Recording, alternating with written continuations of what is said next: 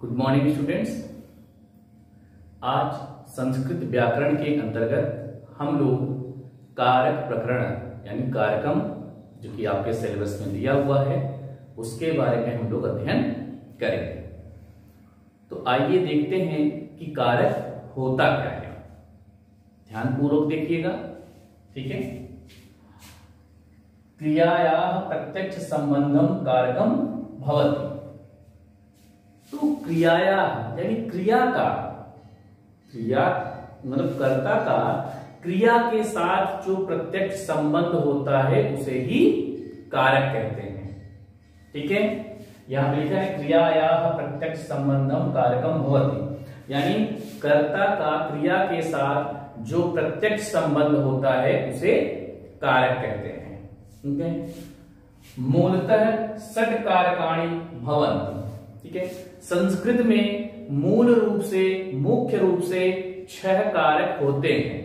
आप लेकिन हम लोग यहाँ पर पूरे 8 पढ़ते हैं क्योंकि विभक्त के अनुसार है। तो जिसमें प्रथमा विभक्ति,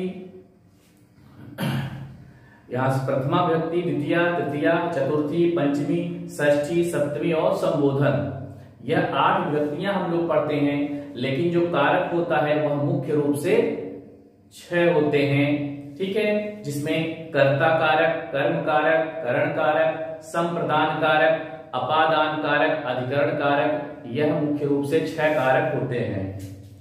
तो संस्कृत के अंतर्गत जो आपका संबंध कारक होता है और संबोधन जो कारक होता है इसको हम लोग कारक के अंतर्गत नहीं रखते, इनकी केवल विभक्तियां ही गिनी जाती है।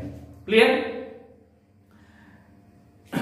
इसी संबंध में यहाँ पर एक श्लोक भी लिखा हुआ है, उसको आप लोग यहाँ पर देखिए और याद भी कीजिएगा। कर्ता कर्म च करणम संप्रदानम तथैव च अपादानाधिकरणम इत्याहु कारकाणि षट्, यानी कि कर्ता कर्म और करण, कर्ता कर्म करण संप्रदान अपादान अधिकरण इत्यादि 6 कारक हैं, ठीक है। अब जैसे यहां पर बताया गया क्रिया का प्रत्यक्ष संबंध, ठीक है, कर्ता का क्रिया के साथ जो प्रत्यक्ष संबंध होता है उसे कारक कहते हैं। एक उदाहरण के अनुसार समझिएगा इसको। जैसे यहां पर लिखा है वह वृक्ष पर बैठा है। तो यहां पर ध्यान दीजिएगा कि लिखा है क्या, बता रहा है कि वह वृक्ष पर बैठा है। कौन? अब यहां पर देखिए वह क्या है, ये हो गया कर्ता। वह क्या है? कर्ता, ठीक है। वह कर्ता है। अब क्रिया क्या है? बैठना। बैठना क्या है? यह क्रिया हो गई, ठीक।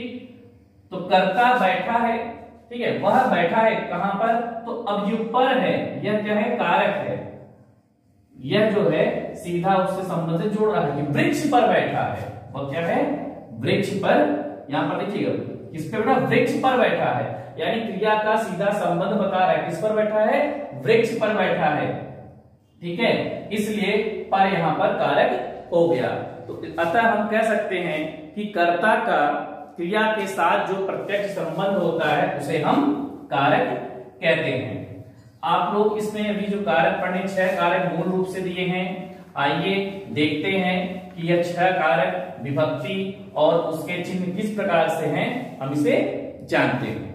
आइए देखते हैं विभक्ति, कारक, चिन्ह और उससे वाक्य प्रयोग। तो जो अभी आपको यहाँ पर बताए गए हैं कि आड़ विभक्ति और कारक के बारे में जो हमने बताया, तो उसको हम लोग यहाँ पर इस चार्ट के माध्यम से समझते हैं।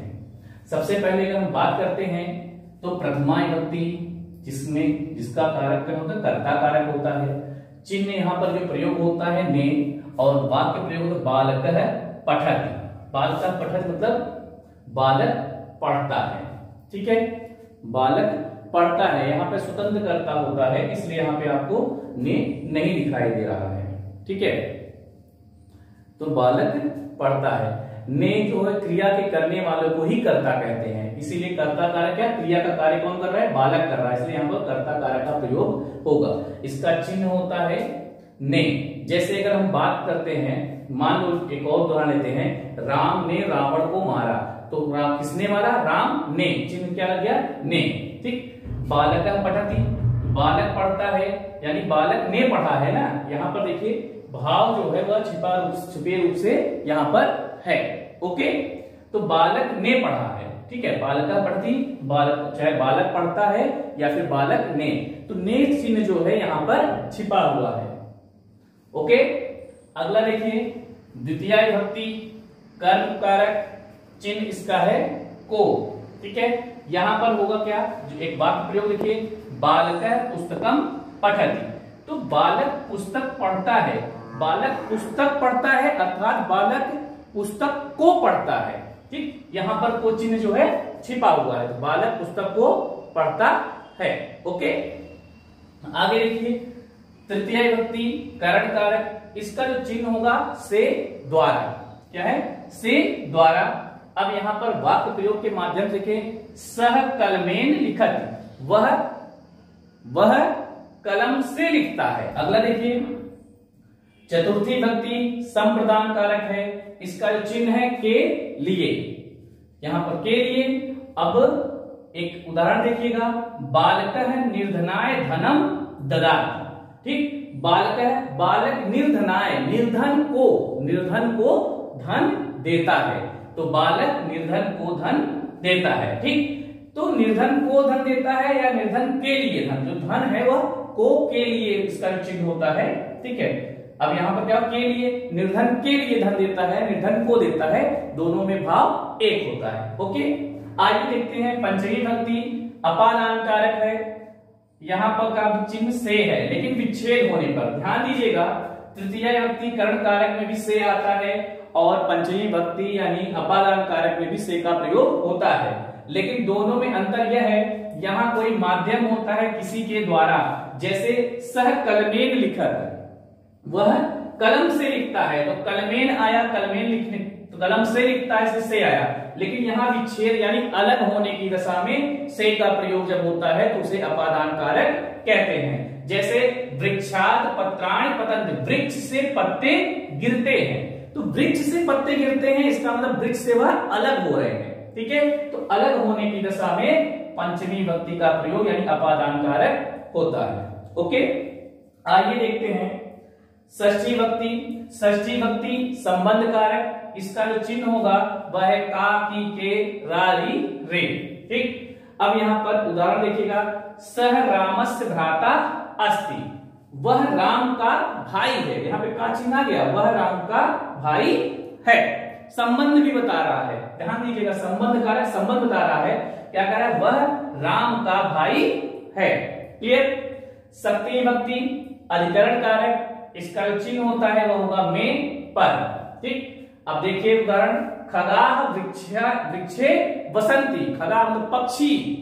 ठीक है, खगा पक्षी जो हैं वह पेड़ पर बैठे हैं, पर आ गया वृक्ष पर, यानी वृक्ष पर बैठे हैं। ठीक है, संबोधनम, यह इसका प्रयोग हम लोग संबोधन के लिए करते हैं, संबोधन कारक होता है, चिन्ह होगा हे, अरे, वाह। हर्ष में, विलाप में या किसी को संबुलाने के लिए, संबोधन के लिए हम संबोधन कारक का प्रयोग करते हैं। जैसे उदाहरण दिया, हे बालक आगच्छ, हे बालक यहां आओ, हे बालक आओ। ठीक, इस प्रकार से आप लोगों ने देखा कि आज के दिन हम लोगों ने कारक प्रकरण को पढ़ा, जिसमें कारक की परिभाषा, कारक के भेद, विभक्ति, चिन्ह और उसके उदाहरण को आप लोगों ने पढ़ा। प्यारे बच्चों, आज आप लोग का जो गृह कार्य होगा वह होगा, आप लोग कारक की परिभाषा लिखेंगे, इसके बाद जिस प्रकार से हमने ये चार्ट बनाया है इसी प्रकार से आप लोग भी अपनी पुस्तक में चार्ट बनाएंगे और हमें सेंड करेंगे। तो आज के लिए इतना ही, धन्यवाद।